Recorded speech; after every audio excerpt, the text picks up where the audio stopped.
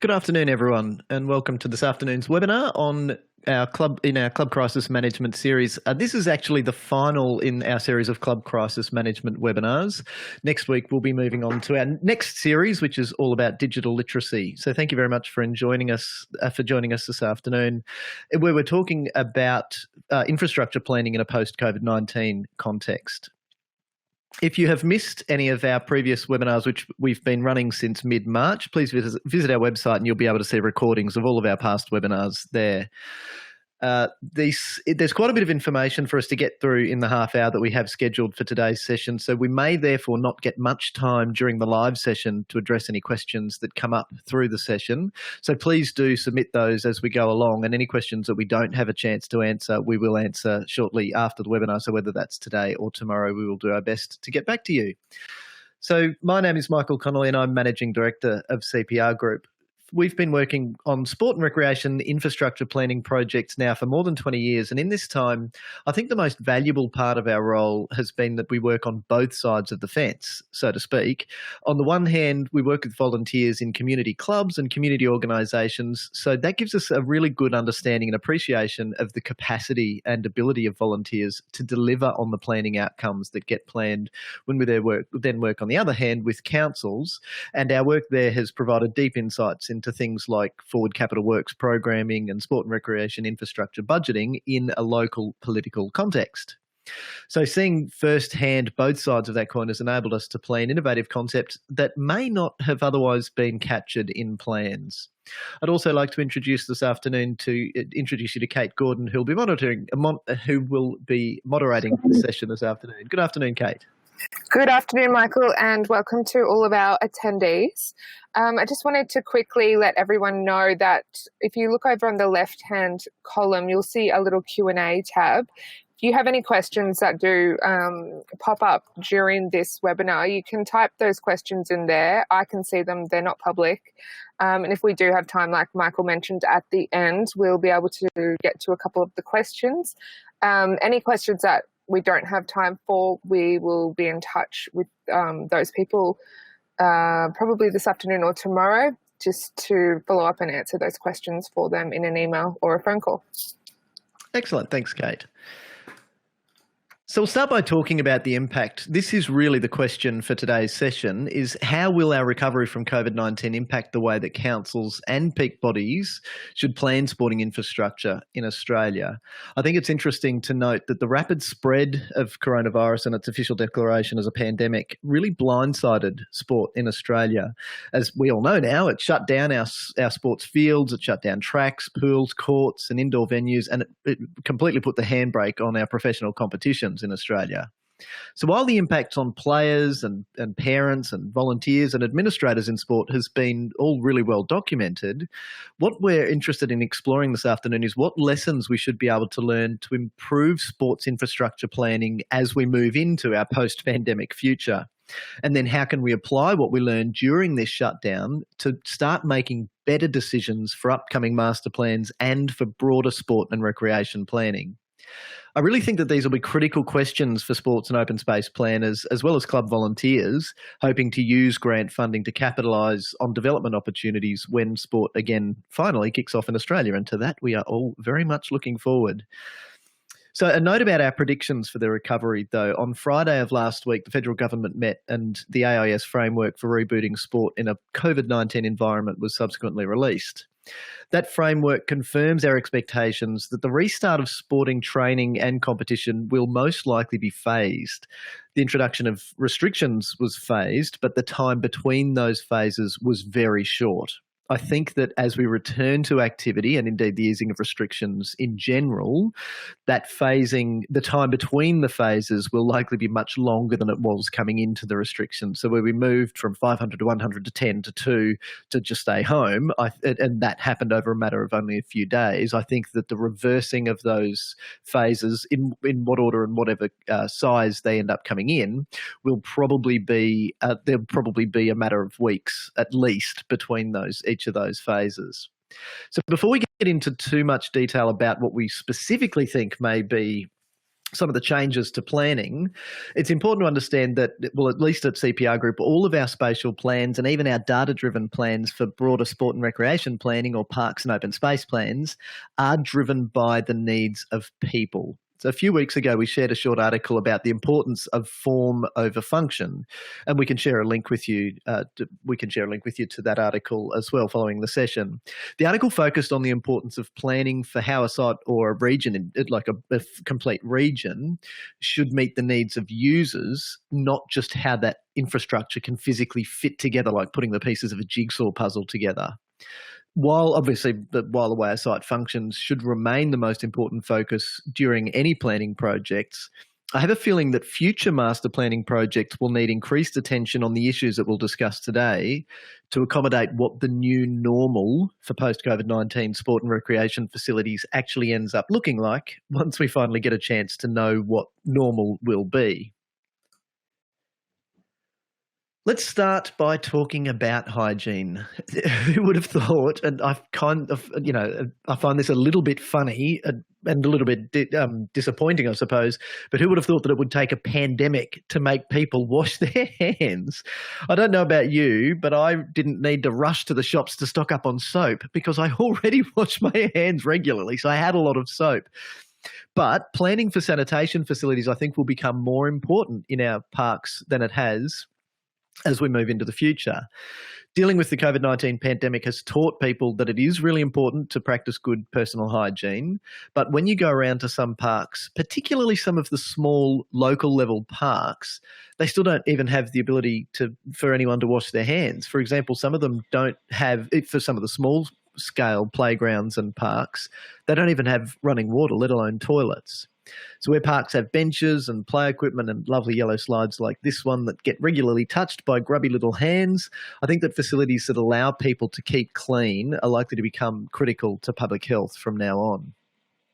When we take a step up from there, we get into biosecurity. So horse sports operators learned a harsh lesson about biosecurity during and after the equine influenza outbreak back in 2007 and 2008.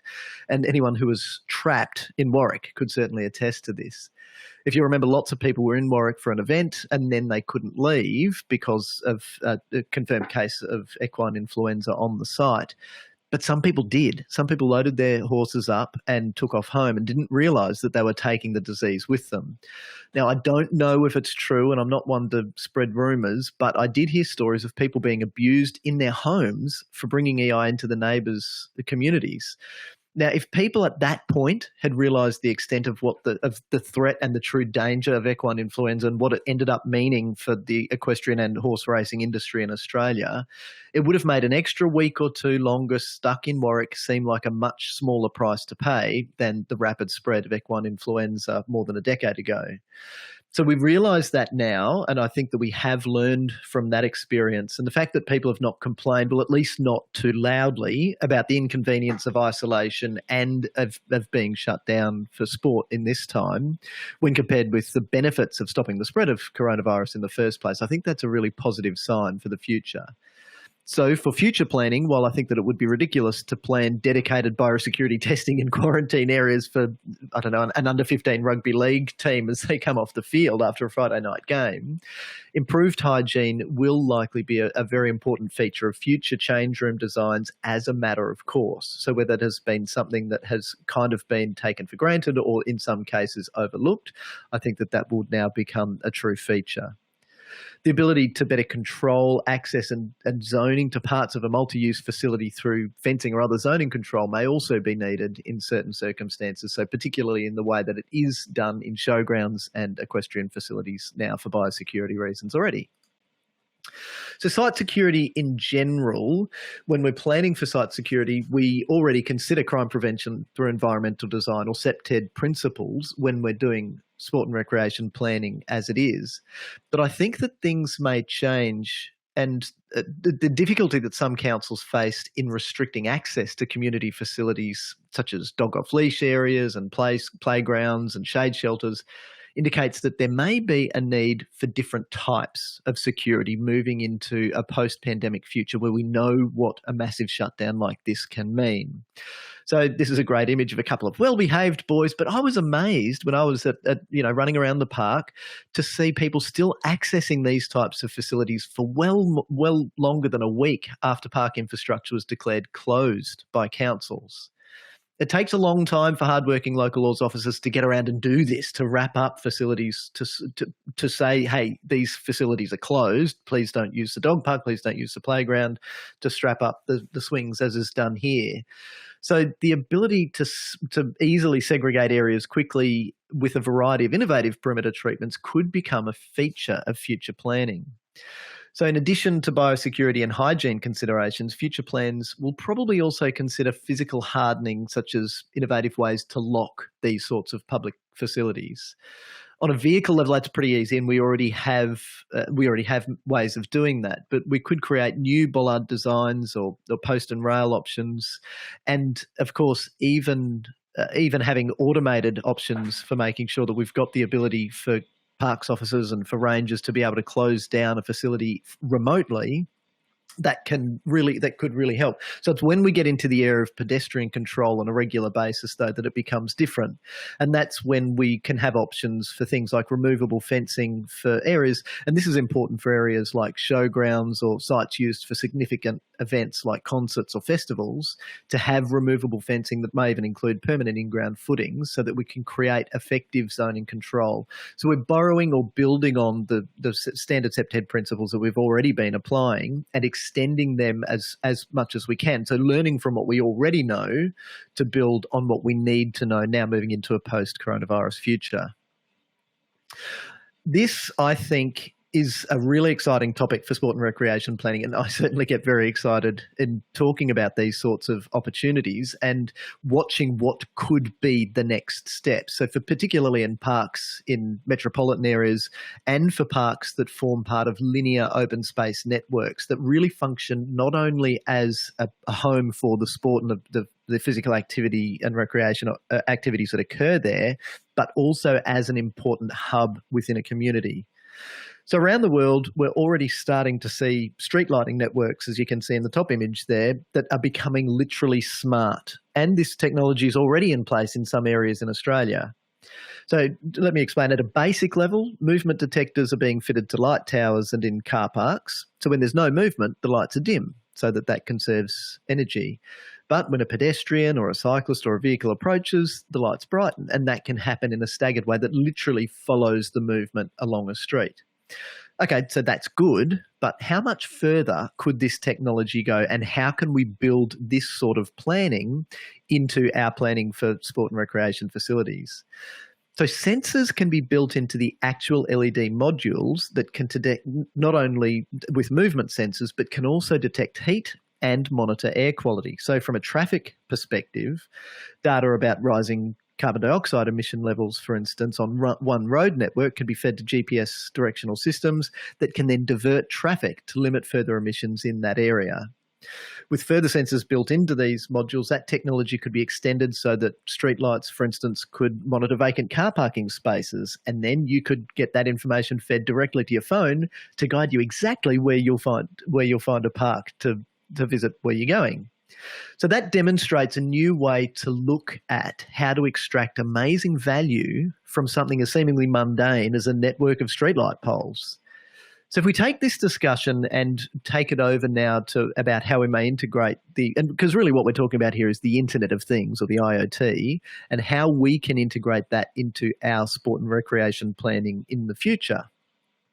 Field light towers are where I think we should focus, because there's part of my mind that says these really could be an untapped community asset that could provide much greater value than simply shining light onto a field or a court so that we can play and train at night. For example, and to start with an easy one, movement-triggered CCTV systems integrated into the actual field light tower arrays could monitor the facilities whenever there's activity. So they could automatically turn on the camera once there's movement or heat detected. But those same cameras could also be used to provide what I like to call a permanent drone's eye view of the local area. So imagine such a view could prove invaluable in monitoring bushfire activity, as an example, so for what happened earlier this year. In the same way that street lights now have the ability to monitor heat and carbon dioxide emissions, future LED light modules could potentially have integrated field surface monitoring technology built into them. Okay, so in May 2020, I don't know if that technology would include mass spectroscopy or other forms of light or moisture analysis that can happen from the light tower. But perhaps this discussion will trigger the right clever minds out there to develop new standards for our industry. Think about it, light towers are up there all day looking straight down on the field, so they could be monitoring how those fields look or the emissions that those fields themselves are generating every single day. So theoretically, they could monitor even when irrigation systems should be turned on or when to program pesticide or fungicide or herbicide treatments. Then, obviously, to improve on formal surveillance of infrastructure in parks, as our NBN gets better over time, we will be better connected and then have better connectivity to all of our facilities. Now, CCTV in 2020 doesn't only need to be one way anymore. Units like this one over on the left can have integrated passive infrared and heat sensors, so that's detecting when there's movement, and then lights can come on, cameras can be activated, but at the same time we can also have information going back to those units. So that could be by way of a speaker or a siren that's built into the same unit. And maybe one person could monitor 50 sites and not only see what's happening at a park, but communicate directly with somebody who may be, for example, accessing a facility that's closed, and directly communicate with that person from one fixed point. And down in the bottom right of this picture, you'll see that there's even technology like glow-in-the-dark surfacing for pathways. Now, what this can do is it can extend the hours of operation of a facility further into the evening.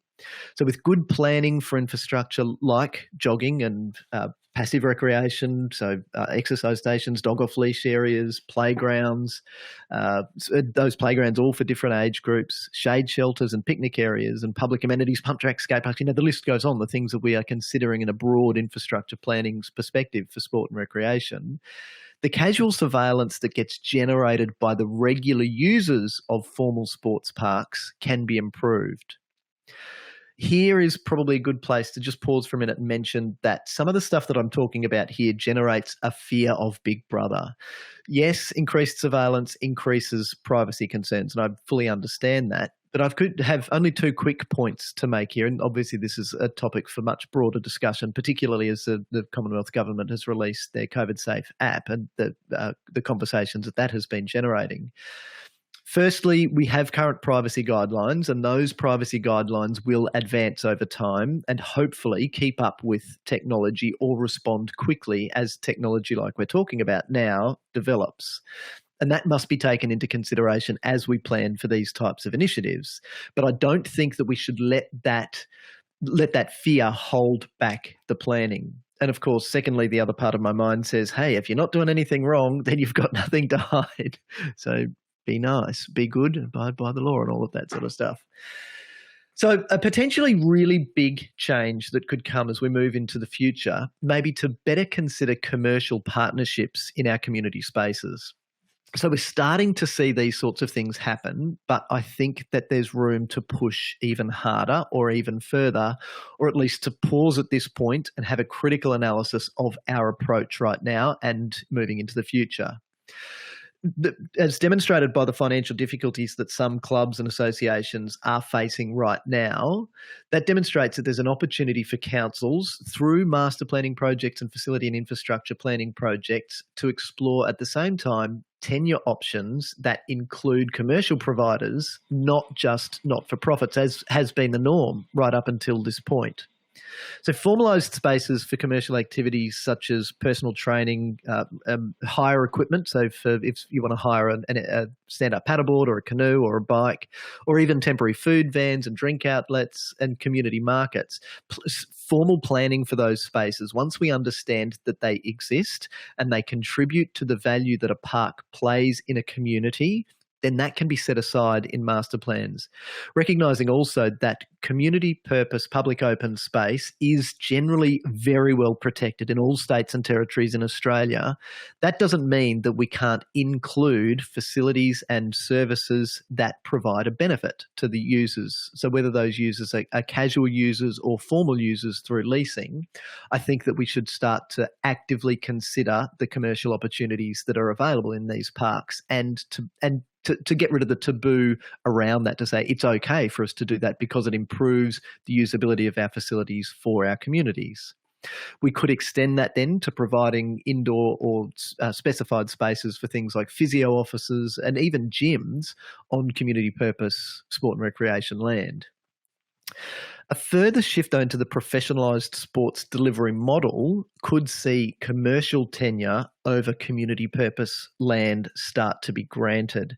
So as an example here, where a council-owned or controlled tennis facility, it may be currently leased to a club or an association, which then has a commercial arrangement with a coaching business.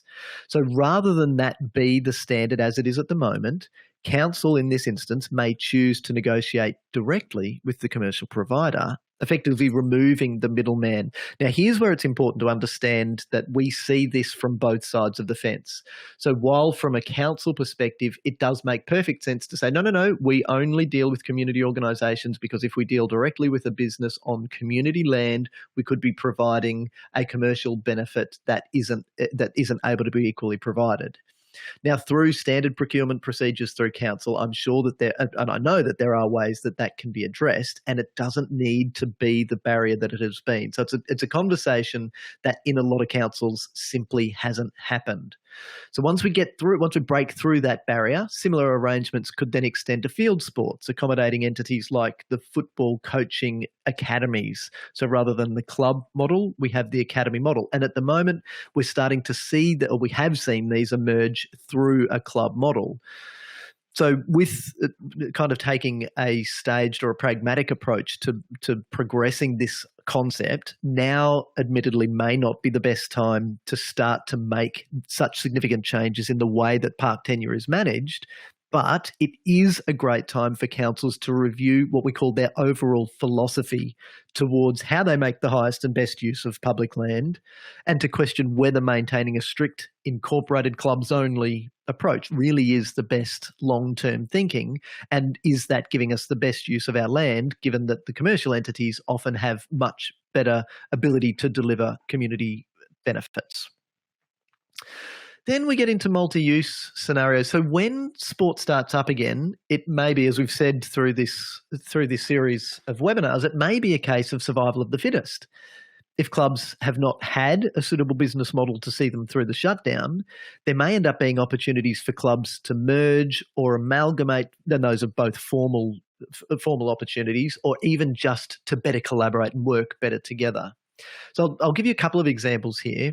I think there may be opportunities for regional associations to take on a facility management role through tenure, allowing their affiliated clubs to just focus on running the sport. So to give you an example here, a regional football zone, for instance, could manage tenure over all of the football facilities in an LGA. Then the clubs and their volunteers can just focus on sport.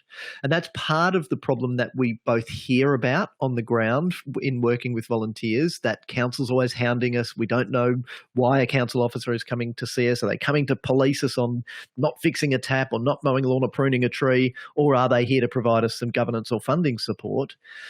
And we also hear that as a concern from councils, because in delivering on the maintenance and facility development obligations that clubs have, often because they're so distracted may not be the right word because it's where their focus should be, but they're so focused on delivering sport, they drop the ball on maintenance and obligations that are prescribed to them under the lease.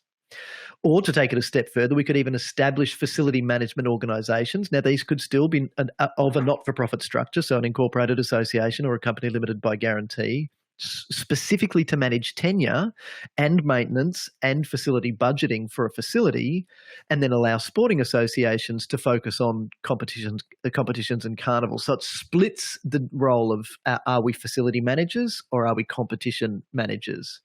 Now, this can be quite a complex model and a complex discussion, so please send us a contact request if you'd like to explore this in more detail, as it is something that is really exciting and we're obviously very happy to talk about it. Now, this type of thinking could completely disrupt common tenure practices of councils, but I think it's important to know that I think that the councils that are proactive in reviewing their tenure policies and guidelines early are likely to be the ones that are most successful in finding efficient solutions to community use of public land. Future facility planning should continue an improved integration of traditional organised sports with non-structured recreation activities. So, for example, design should properly consider activities like park run as well as recreational activities that organise themselves on social media rather than through formal organisations, like people who get together to go on canoeing trips or cycling or running, or even remote control car and drone racing. We shouldn't necessarily be excluding the ability for these sorts of activities to occur. And I think we're missing a chance to better activate our spaces by even encouraging some of these activities. Further, formally considering the social use of sports fields for activities like cultural cricket matches, for instance, or social walking netball could further legitimise these activities and events, and they contribute greatly to social capital. Now, we've all seen a rise in the popularity of modified sports as casual games, and even pre-COVID-19, we had already seen the increase in those sorts of activities. But now I think that we should be proactive in thinking about how the economy may impact on families' appetite for social activities after we start resuming activity again, and start to plan accordingly. That then leads us to the way that we conduct stakeholder engagement for future planning. The shift that we've seen to online meetings that has accompanied changes in the ways that people have been working through COVID-19, with many temporarily working from home, it's dramatically increased the uptake of video conferencing and teleconferencing tools. I think that actually presents a great opportunity for us in stakeholder engagement programs that we conduct for sports and recreation facility master planning and infrastructure planning. The efficiency offered by these tools means that we could have more regular and better engagement with stakeholders as we're developing plans, rather than just being limited to one workshop, a drop-in day, an open day, or heaven forbid, a town hall meeting.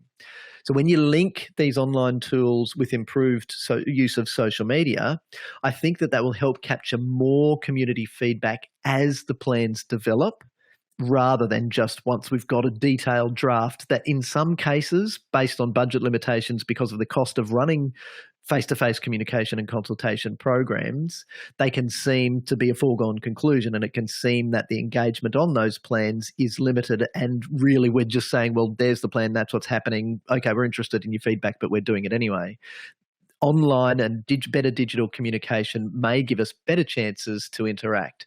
Obviously, in-person consultation will still be valuable, but to be complemented by increased digital engagement really could give us much better buy-in from the community as plans develop. And finally, the change in approach to facility planning in a post-COVID-19 world. I think that all sports master planning should include an understanding of the importance of accessible participation spaces and facilities which really do meet the needs of a diverse user group. So providing participation facilities for all abilities and for people of all age groups, as well as facilities that increase female participation, should be standard practice wherever possible. Now, 2020, interestingly, could end up looking like a spectacular blip in long-term sport and recreation participation trends in Australia.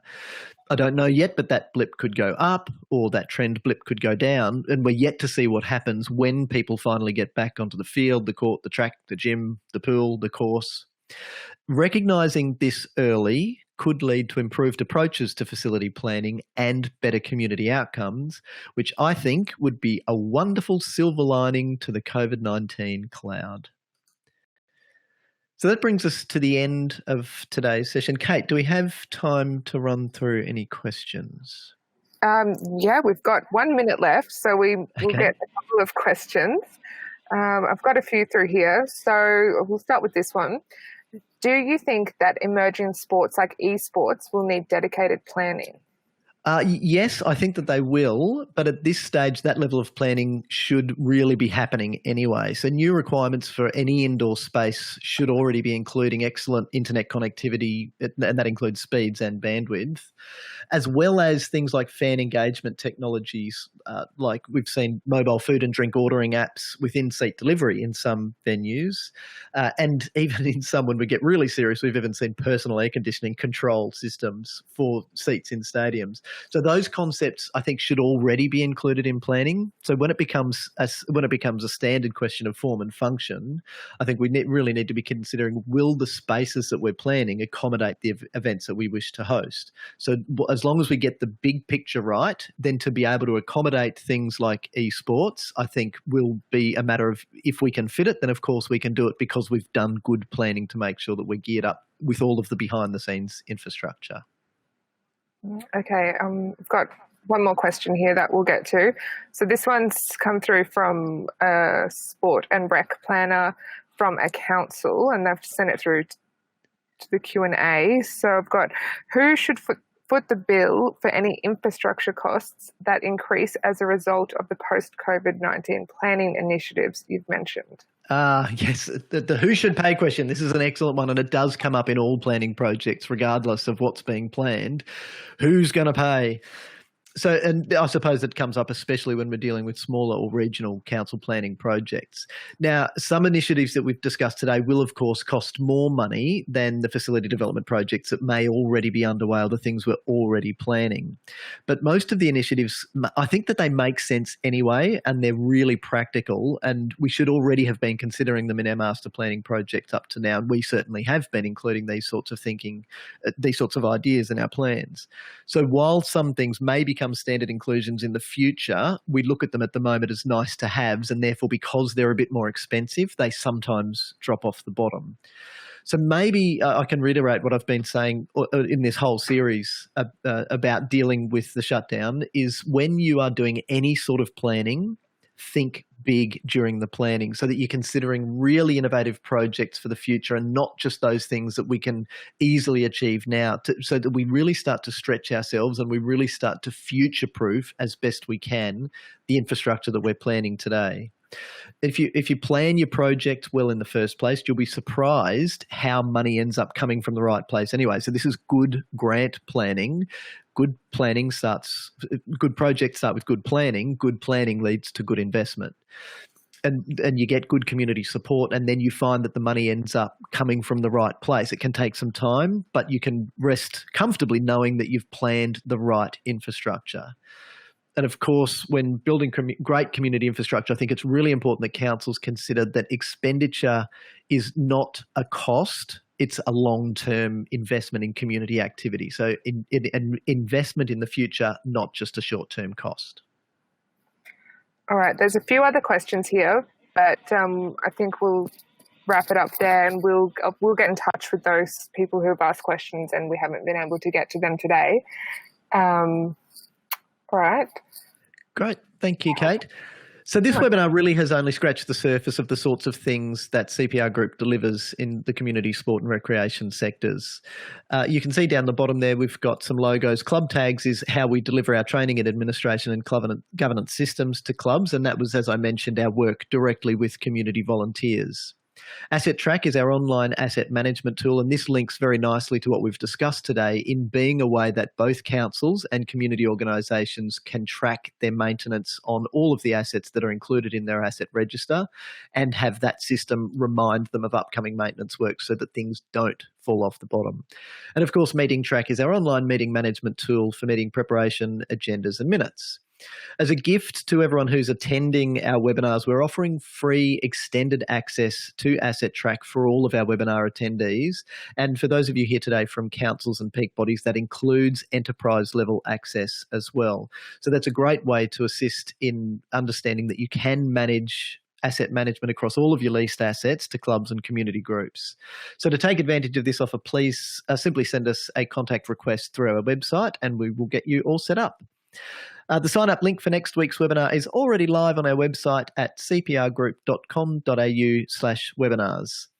Please also sign up for our newsletter and make sure that you're getting the latest information that we're sharing via social media as well.